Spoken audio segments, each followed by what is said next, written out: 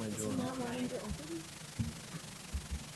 No. Oh, it's not like an open mode.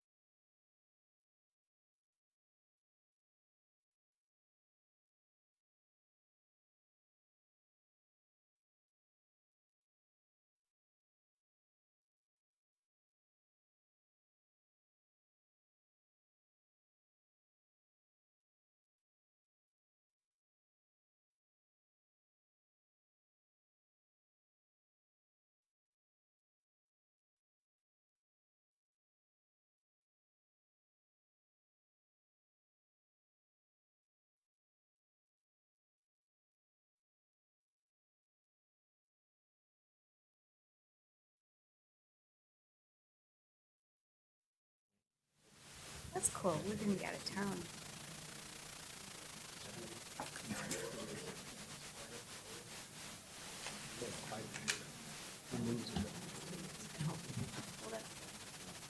All right, you ready? You are. I'd like to call the meeting to order. Sorry. Please join me in the Pledge of Allegiance. Pledge allegiance to the flag of the United States of America and to the republic for which it stands, one nation, under God, indivisible, with liberty and justice for all. All right. Can I get a motion to approve the minutes of the meeting held on August 14th, 2017? So move. Second. Any discussion? All right, all those in favor signify by saying aye. Aye. Opposed, same sign. Okay, that passes. Bev, any persons wishing to address the board? No, thank you. And can I get an approval of the agenda, please? So moved. Second. All right, any discussion? All those in favor signify by saying aye. Aye. Opposed, same sign. Passes. All right, good news report. Deanne.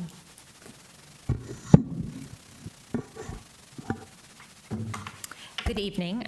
Before I get started, I'd like to invite our friend, Sergeant Osterquist, to come forward here for a moment.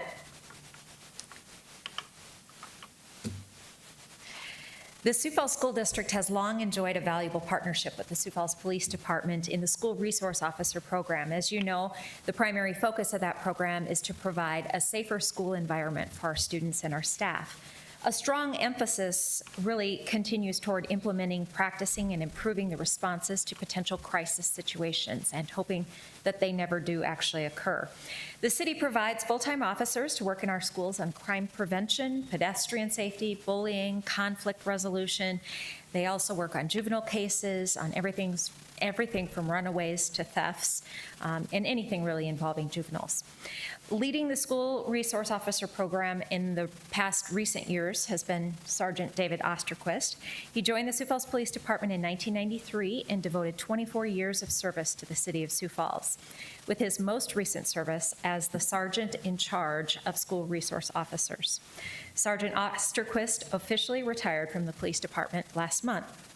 In our attempt to show a bit of appreciation for all the work that he's done to improve our schools, the district would like to present him with a special token of thanks, a pin with the logo of the Sioux Falls School District. And we hope as he wears this pin and looks at it, it reminds him of our gratitude, of his professionalism and commitment to making our schools safer. So congratulations to you on your retirement, Sergeant David Osterquist. Thank you. Please stand by because there's more. We also have Lynn Gillette and Richie Hutchinson, the principals and leadership out at McGovern Middle School. While Sergeant Osterquist's service as a law enforcement officer has ended, we are very pleased to let you know that Mr. Osterquist is now an employee of the Sioux Falls School District.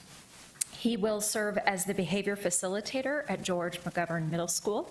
One of the key tenets of the School Resource Officer program has always been building relationships with students and staff and also gaining trust. So Mr. Osterquist, we know, will continue that very important work in his new role. So please help me in congratulating him.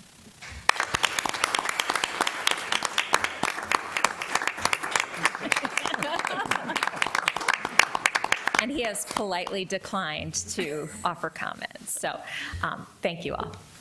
Thank you.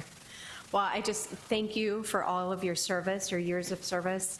The SRO program in our schools is just invaluable, and the connections and the relationships that you and your team build with students and faculty is just amazing. So I'm thrilled that you're staying on, because that just means we get to use your experience in other ways. So congratulations on your retirement, and congratulations on your new job.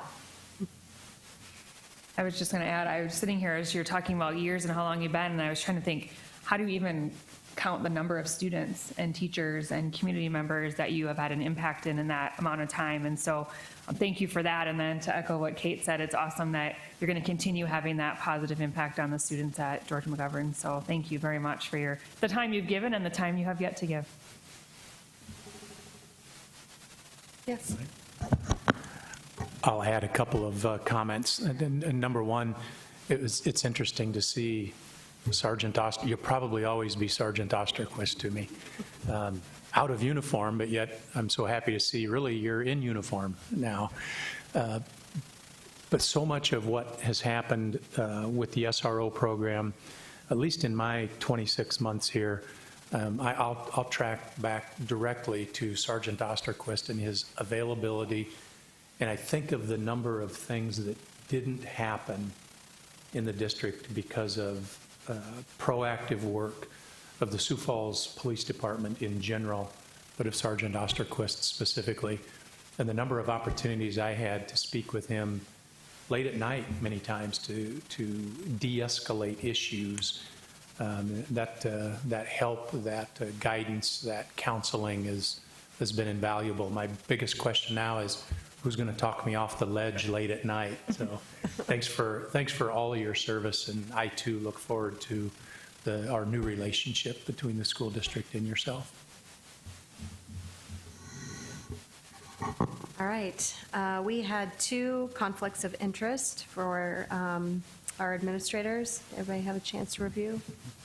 Okay. I'm going to read this. In considering these conflicts of interest as presented, the board has determined that the matter underlying the contract is fair, reasonable, and not contrary to the public interest, and that it is appropriate to grant a prospective general waiver for any substantially similar contracts or transactions between the time of the authorization and the next annual disclosure date. A motion was made by So moved.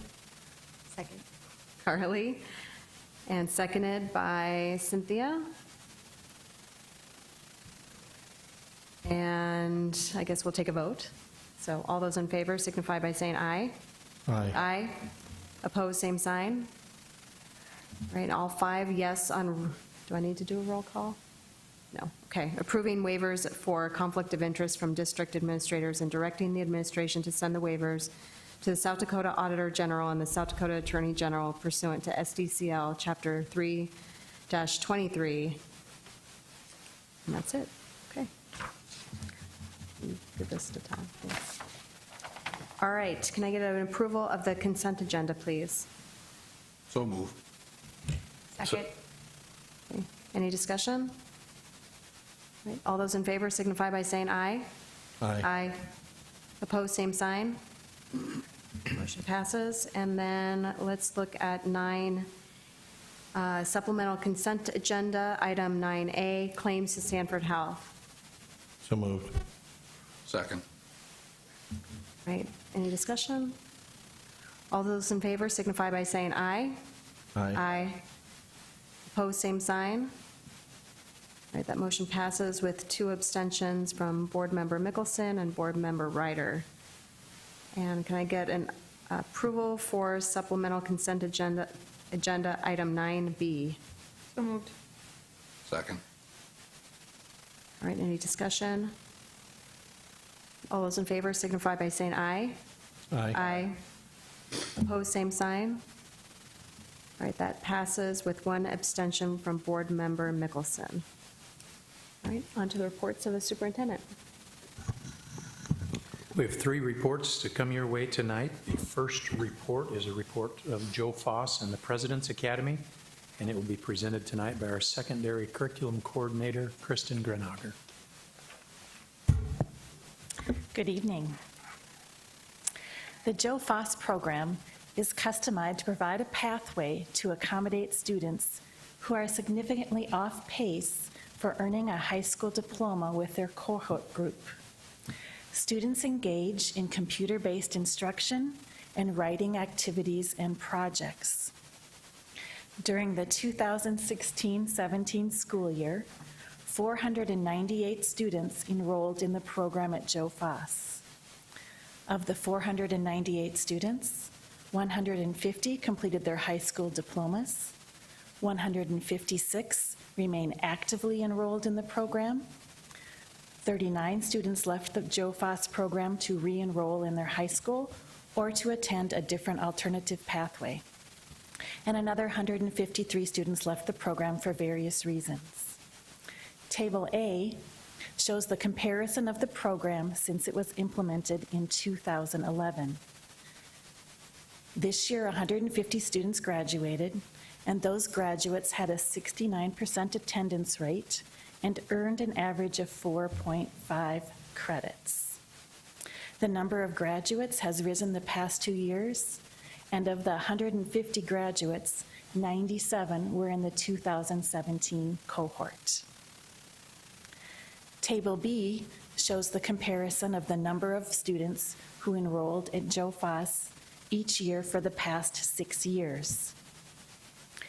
In 2016-17, 498 students were enrolled, 150 students graduated, and 156 students remained enrolled. This gave a percentage of 61% of students who either graduated or remained enrolled at Joe Foss. President's Academy is also housed at Axtell Park. President's Academy provides an opportunity for secondary ELL students whose education has been interrupted. It provides them with an opportunity to earn a high school diploma. Part of their day is also devoted to English language acquisition. Students receive teacher-led instruction in small and large groups, do independent practice, collaborate, are provided with enrichment activities and one-on-one instruction in a technology-rich environment. A total of 102 students were enrolled in President's Academy during the 2016-17 school year. At the end of the year, 34 students remained enrolled, 23 students graduated, and 45 withdrew from the program. Table C shows the number of graduates, the average student attendance, and the average number of credits earned for the past 4 years. Both the average attendance rate and number of credits increased this past year. In 2016-17, a total of 618 courses were offered and 309 credits were earned by students enrolled in President's Academy. The cost per student at Joe Foss is $3,090 per slot, and the cost at President's Academy is $4,188 per slot. The per-student cost does not exceed the per-student allocation received from the state via the state aid formula. Are there any questions about President's Academy or Joe Foss? We know approximately how many students might be enrolled for this upcoming school year? At this point, we anticipate it will be a similar number. Mhm. We'll have better numbers after next week. Yeah. Any other questions? I remember a couple years ago, we got to go see the President's Academy in action, and it was really interesting to see people working, whether it was independently or sometimes it was, in small groups or classes, but it was nice to see that really individualized education plan for those students to help them to graduate. So I hope the people who are in that category continue to take advantage of that to get their diploma. Typically, I think our ELL students really see the value of education and work hard to receive that Yeah. diploma. Just looking at the difference in attendance, you have 80% attendance at the President's Academy compared to the 69% at Joe Foss. So that was one of the things I was thinking too, their value of education. Any other questions? All right, then I'd ask you to acknowledge the results of the Joe Foss and President's Academy. Can I get a Thank you. Can I get a motion in a second? So moved. Second. Right, any further discussion? All right, all those in favor signify by saying aye. Aye. Opposed, same sign. All right, that passes. Okay, our second report tonight is a fall of 2017 staffing update. This update comes to you from our Director of Human Resources, Becky Dorman. Thank you. Good evening. With school starting in just over a week, I'm happy to report that all of our teachers are hired, knock on wood, and we're coming along very nicely with our classified staff. We're actually ahead of where we were last year, so that's some great stuff to report. This evening, I'm just going to bring you a synopsis of really what our hiring pool looked like this year, how our staffing looks with the new folks that we're bringing on board this fall. We have hired 144 new teachers starting, they started last week. About half are at the elementary, and then the remaining half are split pretty much between middle and high school. And this is a customary split. We're used to seeing these numbers. Now, meeting our new teachers, about half of them are brand new to the profession. 70% of them have fewer than 5 years of teaching experience. That's not unusual. We do hire a younger crew of staff. And then 85% of them have probably been to Wall Drug, or at least they know all about it. So they come from South Dakota. The other 15%, Minnesota, Iowa, and Nebraska. And that's historically the way things typically look. Now, over the past 5 years, we've hired about 179 teachers, but that would be from the start of the school year to the end of the school year. So I anticipate that our 144 will creep up there a little higher as we perhaps it would increase staff depending on some caseloads, or we have mid-year turnover. Now, looking at the staff that support our schools in other ways than teaching, on our website right now, we have about 44 support staff that we still need, and we've hired 100 so far, so we're sitting at a good spot. And then we're also working away at our substitute teaching staff. By later this fall, we'll need to have about 250 more substitute teachers hired to fill our pool, and that would be teachers and education assistants. Social media and any online platform remains very popular for us. It's cost effective and an efficient way to share information. Our applicants say they get most of their information about our jobs from the district's website or referrals from employees, and that can be word of mouth, or you probably noticed if you're a Facebook user that we use Facebook quite a bit. So when you do see our ads out there, if you share them, that helps spread the word. So we get a lot of feedback from our Facebook ads. And then also Indeed.com picks up a lot of our ads, and staff are seeing those messages there.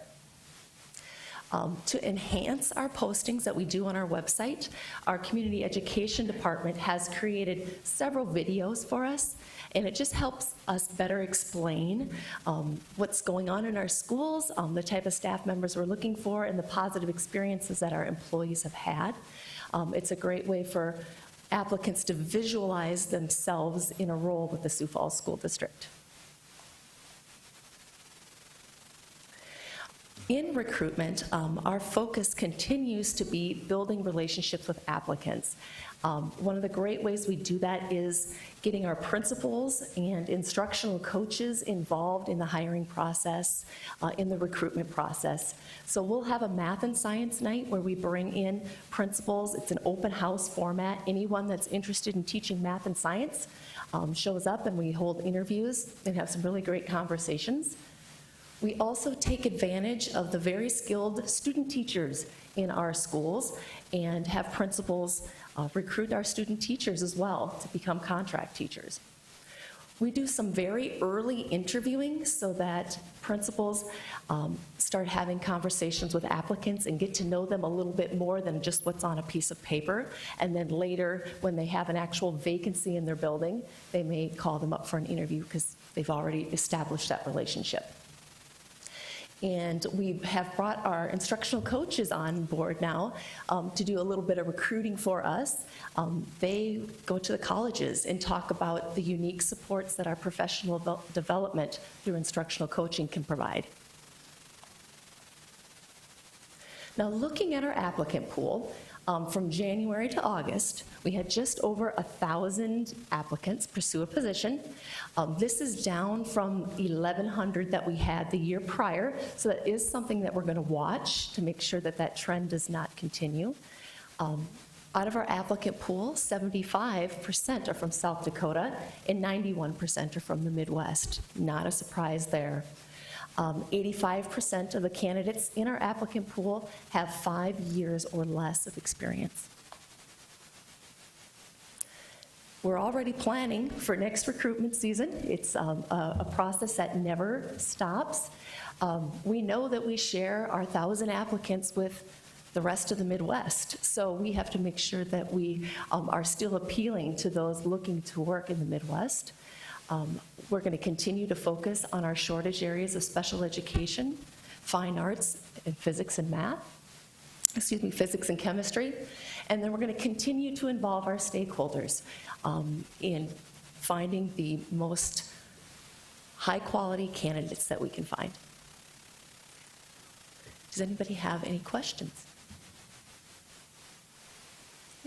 Thank you, and I ask that you acknowledge the 2017 staffing report. All right, can I get a motion and a second, please?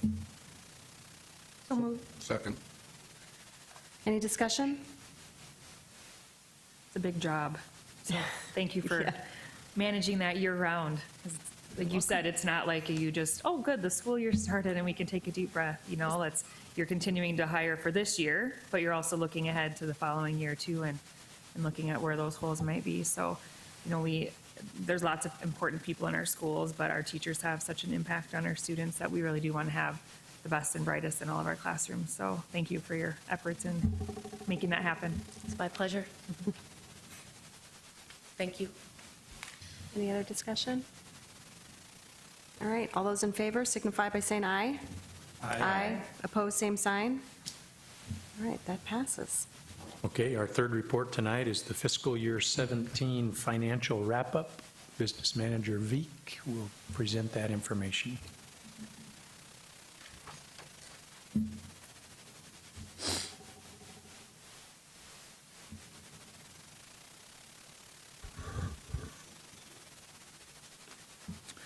Thank you. It's my pleasure to be able to present the wrap-up for the FY17. Of course, this process, as you'll remember, started way back in November of 2015 when we started budgeting.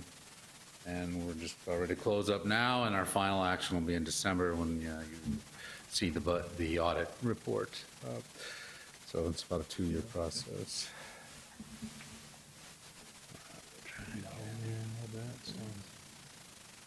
Well, we always talk about our tax-supported funds, I think. You can see those. The general fund, capital outlay, special ed, pension and bond redemption. As you know, the pension and bond redemption are essentially defunct. We're just closing those out. We do get some late tax revenues throughout the time that come in there, and we have to budget for that and then transfer that over to the general fund. So that's what's going on with those two funds. So we're essentially down to 3 tax-supported funds now where there's a lot of activity. It's the general fund, the capital outlay fund, the special ed fund. In the general fund, you can see our revenues came in about 817,000 to the good. That's this number right here. In the capital outlay fund, our revenues were about the exact same number, 815,000 to the good. And in special ed, they were 476,000 under budgeted. Now, the reason for that is they actually came in to the good, but we had budgeted approximately $3 million of one-time federal revenue, and we ended up only accessing $2 million of it to leave some of that available. So that actually is a positive as well. On the expenditure side, a little bit over. We came in almost right at budget for the general fund, 660,000 under budget. Capital outlay, 638 under budget, and special ed, $1 million, almost 1.1 million under budget. So you can see probably the most important part of that is this variance. We budgeted $3.3 million in the general fund of spending into the fund balance. We actually spent $1.8 million into the fund balance. In capital outlay, we budgeted $2.3 million of fund balance. We spent $860 into it. And then in special ed, we budgeted $1.7 million in. We spent $1.1 million in. But then again, there was $1 million of federal that we didn't claim that we had originally planned to, or it would have been basically right on the number. So our fund balance summary for those 3 funds, look at right here. And you see our general fund balance is 14.7 million. Last year it was 16.6. That is a percentage of 8.7%. As you recall, the Finance Action Network asked us to be right around 8.5, take or give maybe half a point. So we're basically there now. We've been above that for years. That's kind of been our target. That's where we're at. Our 2017 estimate when we prepared the budget was we'd be at 12.1 million, so we're actually above that. We're at 14.7. Our estimate as of February was about 15.8. We're not quite at that, but we're about $1 million higher than we had estimated in the capital outlay fund. That's could maybe offset each other if we chose to have to do that in the road, because you have some funding flexibility with the capital outlay fund and the general fund, and we don't take all of that flexibility. So as we prepare, as we look at our budget plan and then at our capital outlay plan for the next year, we'll have some flexibility there on how much we want to offset that if we do at all. Again, we're better off than what was estimated last year when we prepared the budget, but it wasn't quite as high as we thought it would be in March, and that was kind of because we finally settled on the negotiations and we had the deal with SDRS worked out, and we didn't know exactly how that was going to turn out when we were projecting that. On special ed, we're at about 12%, 11.6. The state allows 25% there, nowhere near that. That sped fund is actually pretty stable, so I think we're in good shape there. So that would normally be the gist of this wrap-up report, but I want to show you a couple other handouts. This was from the state after the school funding bill was passed, about a year and a half ago now, in the 2016 session, and they set some accountability targets for the state, and this is ours for Sioux Falls. The 2 check marks are kind of the areas that apply, so we have to, as part of that reporting package now to the state, we have to report how we did on that. So this is kind of a wrap up of where we ended up for the year on teacher salaries and meeting those requirements. Our average teacher salary in FY16 was $46,663. That was the year before. In FY17, we ended up at 51,031. That was a 9.4% increase, fairly substantial. Our statutory targets for FY17 weren't actually about the average salary, but it was average total teacher compensation, which of course includes benefits as well. So we had a gross amount we had to hit, and then we had a per FTE amount we had to hit. So our target was 103.3 million. Our actual was 108.1. Made that pretty easily. And then our average teacher compensation was 67,255 was the target. We made that pretty easily as well, 68,394. So I think overall we did pretty well on meeting the intent of that law. Could you provide that sheet and that other one that is in our packet to Sure. us as well? That'd be Yep. awesome, Todd. Thank you. Absolutely. That is basically the end of my report. I would stand by for questions. Thank you. All right. Any questions for Todd? Nice job, Todd. Yeah, good news. It's a team effort. Nice job, group. Yeah. Places that didn't hit their target, so. I just think that by us not spending further into the fund balance on the general fund, that keeps us at that 8.7%, which for me is a more of a comfort level. If we had gone down to where we projected, we'd have been, what, at about 7.5% there? And that's just running a little tighter than I think we ought to. The special ed fund staying at that 11% is half of what the state allows, and we provide excellent service to our students, and the salary marks were $1,000 over what we needed to be with average pay for total compensation for our teachers. I think that's admirable, and we're trying to raise the bar, and that's what the legislature asked us to do, and clearly you have done with you and the team what needed to be done. So thank you. Thank you. Good report, very good report. Okay. Any other comments? All right. I get a motion and a second to approve the FY17 financial wrap-up. So moved. Second. Right. All those in favor signify by saying aye. Aye. Aye. Opposed, same sign. And that passes. All right. Can I get a motion to adjourn? Just one, Sorry. well, at our last meeting, we didn't, should have congratulated Board Member Tulke on being coronated. No, what was it? You were president of Associated School Boards of South Dakota. I think it's been more than 20 years since we had a Sioux Falls School Board member who was president of the Associated School Boards, and congratulations to you, and appreciate your hard work on for the Sioux Falls School District, but also statewide. So congratulations. Thank you. Hopefully, we'll represent you proudly. All right. Can I get a motion to adjourn? So move. We're adjourned. Thank you.